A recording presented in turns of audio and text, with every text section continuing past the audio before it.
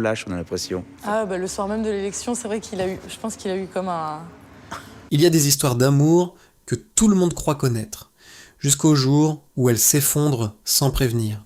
Pendant des années, moi, les Français ont observé la vie de Marine l'orphelin comme on regarde une trajectoire presque parfaite. Miss France 2013, médecin brillante, femme élégante, discrète, sérieuse, une image rare dans le monde médiatique. Et dans cette vie qui semblait déjà bien dessinée, il y avait aussi une histoire d'amour solide. Une relation longue, stable, presque rassurante. Pendant près de 9 ans, Marine partage sa vie avec le même homme. Leur couple paraît équilibré, discret, loin des scandales. Beaucoup imaginent déjà la suite logique, un mariage, une famille, une vie tranquille, loin du tumulte médiatique. Et pourtant, un jour, presque sans bruit, Marine annonce la fin de cette relation. Pas de scandale, pas de trahison publique, juste quelques mots, simples mais lourds de sens.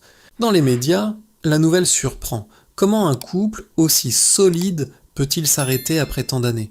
Qu'est-ce qui a bien pu se passer derrière cette image parfaite ? La vérité est plus subtile et plus bouleversante, car cette rupture ne vient pas d'une dispute spectaculaire, elle vient d'une prise de conscience intérieure. Avec le temps, Marine réalise quelque chose de profondément dérangeant. Malgré tout ce qu'elle a construit, malgré le succès, malgré l'amour, elle a parfois l'impression de ne plus vivre la vie qui lui correspond vraiment. Elle le dira plus tard avec une sincérité étonnante. Le plus important dans ma vie, c'est mon foyer familial. Cette phrase peut sembler simple, mais pour Marine, elle devient une révélation. Car à ce moment-là, sa vie est remplie d'obligations. Les études de médecine, les plateaux de télévision, les événements publics, les déplacements constants, tout s'enchaîne à un rythme effréné. Et au milieu de ce tourbillon, une question commence à apparaître. Une question silencieuse, mais impossible à ignorer. Et si la réussite que tout le monde admire n'était pas exactement celle qu'elle voulait vivre ? C'est à partir de ce moment-là que tout bascule. La rupture devient inévitable. Une décision difficile, douloureuse, après presque une décennie d'histoire commune. Marine tourne une page immense de sa vie. Beaucoup pensent alors qu'elle va se retirer, se reconstruire, prendre du temps pour elle. Mais l'histoire ne s'arrête pas là, car quelques temps plus tard, un autre nom commence à apparaître dans la presse. Un homme discret, loin des projecteurs, mais qui semble partager avec Marine une énergie très différente. Son nom, Stanislas Gruau. Qui est cet homme ? Comment est-il entré dans la vie de Marine l'orphelin après une rupture aussi importante ? Et surtout, pourquoi ceux qui observent Marine aujourd'hui disent qu'elle semble plus apaisée que jamais ? Pour comprendre cette nouvelle histoire d'amour, il faut revenir au début, bien avant Stanislas, bien avant la rupture, à l'époque où une jeune étudiante en médecine allait devenir, presque par hasard, l'une des femmes les plus célèbres de France. Et c'est précisément là que notre histoire prend un tournant inattendu. À l'origine, Marine est simplement une jeune femme studieuse, passionnée par la médecine. Une étudiante sérieuse, disciplinée, issue d'une famille où l'on valorise le travail, l'effort et la réussite scolaire. Depuis l'enfance, elle aime apprendre, elle aime comprendre, elle aime aussi relever des défis. Mais rien ne la prédestinait vraiment à entrer dans le monde très particulier des concours de beauté. Et pourtant un jour, presque comme une expérience, Marine décide de participer à l'élection de Miss Bourgogne. Pas avec l'idée de devenir célèbre, pas avec un rêve de carrière médiatique. Elle l'expliquera plus tard avec beaucoup de simplicité. Elle voulait surtout se prouver quelque chose à elle-même. À cette époque, elle n'est pas encore totalement à l'aise avec son image. Elle doute parfois. Elle se cherche. Le concours est alors pour elle une manière de sortir de sa zone de confort. Mais ce qu'elle ne sait pas encore, c'est que cette décision va changer sa vie. Quelques mois plus tard, en décembre 2012, le verdict tombe. Devant des millions de téléspectateurs, Marine l'orphelin est élue Miss France 2013. Du jour au lendemain, tout bascule. Les plateaux de télévision, les interviews, les voyages, les invitations, les événements publics, le regard des médias, le regard du public, tout s'accélère. Et pendant que la France découvre cette nouvelle Miss France à la fois élégante et intelligente, Marine, elle, doit apprendre à vivre sous une lumière permanente. Car derrière la couronne, il y a aussi une exigence invisible. Une Miss France ne doit pas seulement être belle, elle doit être irréprochable, toujours souriante, toujours élégante, toujours à la hauteur de l'image que les gens attendent d'elle. Et pour quelqu'un comme Marine, qui a toujours été très exigeante avec elle-même, cette pression devient encore plus forte. Elle le reconnaîtra plus tard avec beaucoup de lucidité. Miss France m'a donné confiance en moi, mais ça a aussi renforcé la pression que je me mettais. Car désormais tout le monde observe ses choix, sa manière de parler, sa carrière, sa vie personnelle. Et Marine ne veut décevoir personne. Alors elle fait ce qu'elle a toujours fait, elle travaille encore plus, elle continue ses études de médecine, tout en assumant les obligations liées à son titre. Les journées sont longues, les déplacements fréquents, les attentes élevées. À l'extérieur, tout semble parfait. Mais à l'intérieur, une tension commence à s'installer. Une tension que peu de gens peuvent en voir. Car lorsque l'on devient un symbole, il devient difficile de montrer ses doutes, difficile d'avouer ses faiblesses, difficile de dire que l'on est fatigué. Et c'est exactement dans cette période que Marine va commencer à découvrir une réalité qu'elle n'avait jamais imaginée. Même les personnes qui semblent les plus fortes peuvent atteindre leurs limites. Mais à ce moment-là, elle ne le sait pas encore. Car pendant que sa carrière se développe, pendant que son image publique se construit, une autre histoire prend forme dans sa vie privée. Une histoire d'amour qui va durer presque 9 ans, une histoire que beaucoup imaginent déjà se terminer par un mariage. Pendant que sa vie publique prenait de l'ampleur, la vie privée de Marine l'orphelin semblait suivre un chemin beaucoup plus calme. Loin des projecteurs, loin du tumulte médiatique, elle partageait depuis plusieurs années la vie du même homme, Christophe Malmezac. Leur histoire ne ressemblait pas aux romances spectaculaires que l'on voit souvent dans le monde des célébrités. Pas de scandale, pas de rupture répétée, pas d'apparition calculée devant les caméras. Leur relation était discrète, solide, presque rassurante. Les années passent. Marine poursuit ses études de médecine. Elle construit sa carrière. Et à ses côtés, Christophe est toujours là. Peu à peu, pour beaucoup de proches, l'avenir du couple semble évident. Ils vivent ensemble, ils avancent ensemble, et un jour, la confirmation arrive. Marine et Christophe se fiancent. À ce moment-là, pour beaucoup d'observateurs, l'histoire semble déjà écrite. Après presque une décennie d'amour, le mariage paraît être la prochaine étape naturelle. Mais la réalité va se révéler beaucoup plus complexe. Car derrière cette relation stable, Marine traverse en parallèle une période de transformation personnelle. Son rythme de vie est intense. Entre les études de médecine, les engagements médiatiques et les déplacements constants, ses journées sont remplies du matin jusqu'au soir. Et peu à peu, son corps commence à envoyer des signaux d'alerte. Elle racontera plus tard un épisode marquant. Un soir, seule dans son appartement à Lyon, alors qu'elle révise pour ses examens, quelque chose d'étrange se produit. Son cœur s'emballe, sa respiration devient difficile, elle tremble, elle ne comprend pas ce qui lui arrive. C'est sa première crise d'angoisse. Pour une jeune femme qui a toujours donné l'image de la maîtrise et de la solidité, l'expérience est bouleversante. Elle réalise soudain que même quelqu'un d'organisé, discipliné, habitué à gérer la pression, peut atteindre un point de rupture. Les semaines passent et ces crises se répètent. Marine continue d'avancer, mais quelque chose en elle commence à changer. Elle commence à s'interroger sur son rythme de vie, sur ses priorités, sur ce qui compte vraiment pour elle. Et c'est dans cette période de réflexion que surgit une question beaucoup plus profonde. Une question qu'elle n'avait jamais vraiment osé se poser auparavant. Est-ce que la vie qu'elle est en train de construire correspond réellement à ce qu'elle souhaite au fond d'elle-même ? Avec le recul, Marine expliquera qu'un jour, cette réflexion devient impossible à ignorer. Elle comprend alors quelque chose d'essentiel pour elle.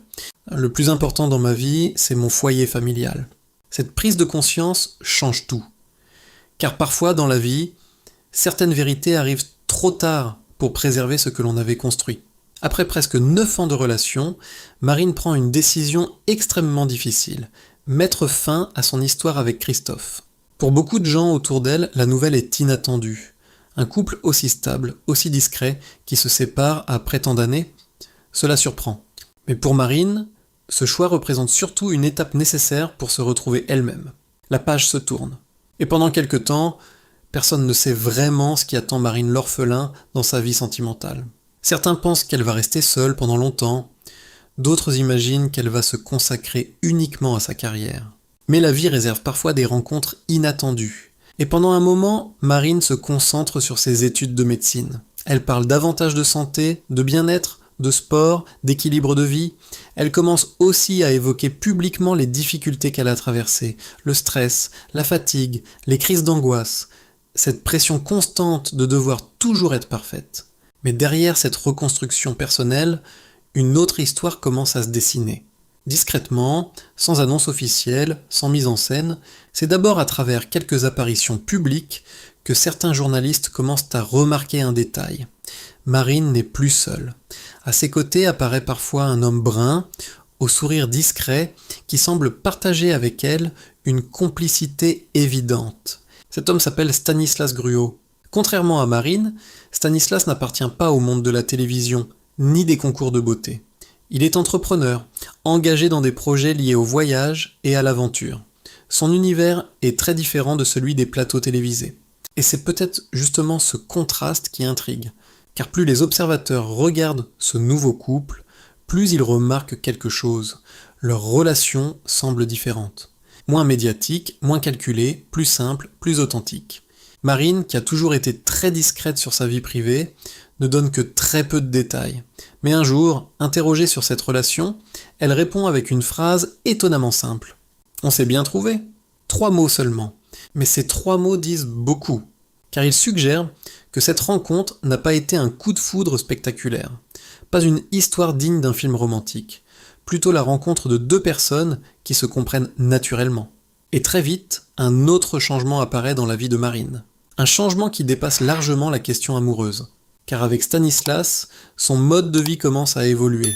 On la voit de plus en plus loin de Paris, moins présente dans les soirées mondaines, moins attirée par les événements médiatiques. À la place, elle parle davantage de sport, de trail, de nature, de montagne. Elle passe du temps entre Genève et la Haute-Savoie, dans des paysages très différents de l'agitation parisienne. Et peu à peu, ceux qui la suivent depuis longtemps remarquent une transformation. Marine semble plus calme, plus apaisée, comme si quelque chose s'était réaligné dans sa vie. Car pendant longtemps, Marine l'orphelin a vécu sous le regard constant du public. Elle devait être belle, brillante, exemplaire. Elle devait réussir partout. Mais aujourd'hui, son discours a changé. Elle parle souvent d'un mot très simple. Ralentir, ralentir pour mieux vivre, ralentir pour écouter ce que l'on ressent, ralentir pour retrouver l'essentiel. Et lorsque Marine évoque ce qui la rend réellement heureuse aujourd'hui, sa réponse surprend parfois. Elle ne parle pas de carrière, elle ne parle pas de succès. Elle dit simplement « Ce qui me rend la plus heureuse, c'est de partager du temps avec mes proches, avec mon conjoint et avec ma famille. » Cette phrase révèle peut-être la transformation la plus profonde de son parcours. Car la jeune femme qui représentait autrefois l'image parfaite de la réussite publique semble aujourd'hui chercher quelque chose de beaucoup plus intime. Quelque chose de plus simple, mais aussi de plus précieux. Et c'est justement cette nouvelle manière de vivre qui va complètement redéfinir l'histoire de Marine l'orphelin. Car avec Stanislas, ce n'est pas seulement une nouvelle relation qui commence. C'est peut-être une nouvelle version d'elle-même. Avec le temps, les observateurs les plus attentifs commencent à remarquer quelque chose d'étonnant chez Marine l'orphelin.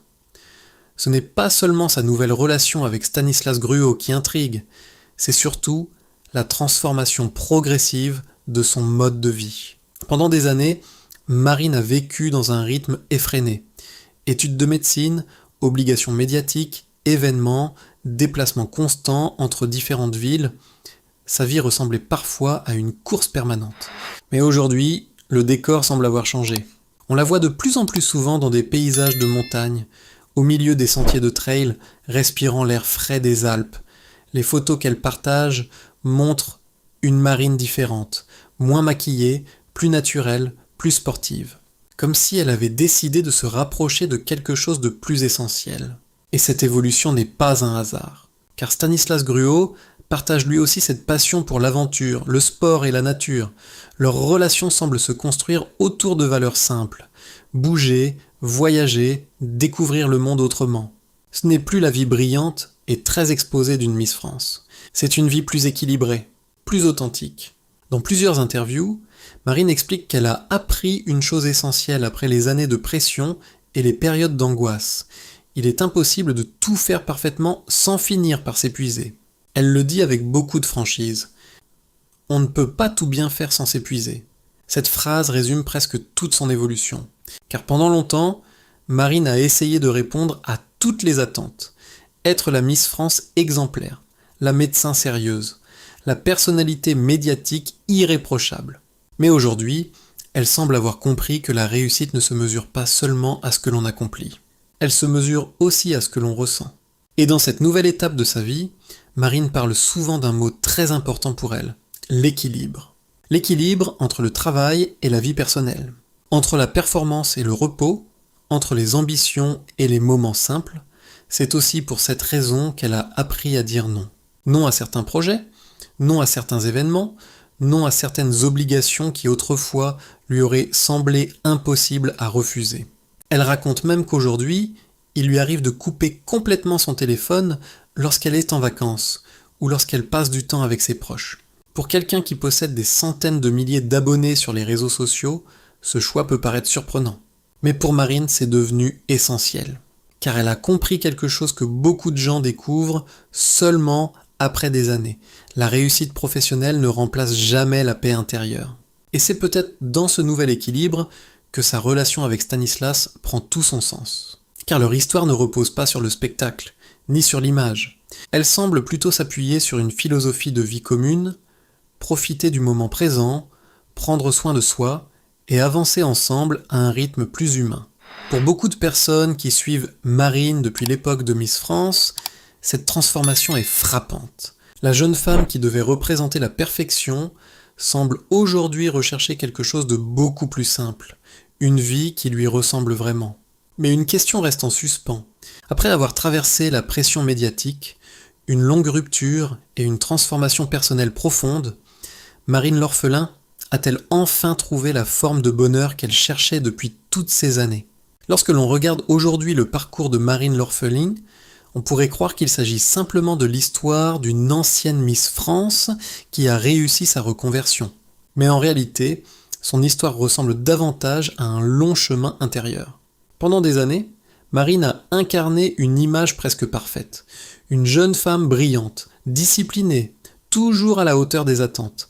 Miss France, médecin, personnalité médiatique, tout semblait fonctionner comme dans un scénario idéal. Et pourtant, derrière cette réussite visible, il y avait aussi une autre réalité. La pression de devoir être parfaite, la fatigue de tout mener de front, les doutes que l'on cache derrière un sourire. Puis est arrivée cette rupture après presque 9 années de relation, un moment qui aurait pu ressembler à un échec, mais qui, avec le recul, a peut-être été un tournant nécessaire. Car c'est précisément après cette période que Marine a commencé à transformer sa vie. Elle a ralenti, elle a changé ses priorités, elle a appris à écouter son corps, ses limites, ses envies. Stanislas Gruau est entré dans son histoire, loin du monde médiatique, avec qui elle partage aujourd'hui un mode de vie beaucoup plus simple. Le sport, la nature, les voyages, et surtout le temps passé avec ceux qu'elle aime. Ce qui frappe dans ses paroles aujourd'hui, c'est la simplicité de ce qui la rend heureuse. Marine ne parle plus seulement de carrière ou de réussite. Elle dit simplement « Ce qui me rend la plus heureuse, c'est de partager du temps avec mon conjoint et ma famille. » Une phrase très simple, mais qui résume peut-être tout son parcours.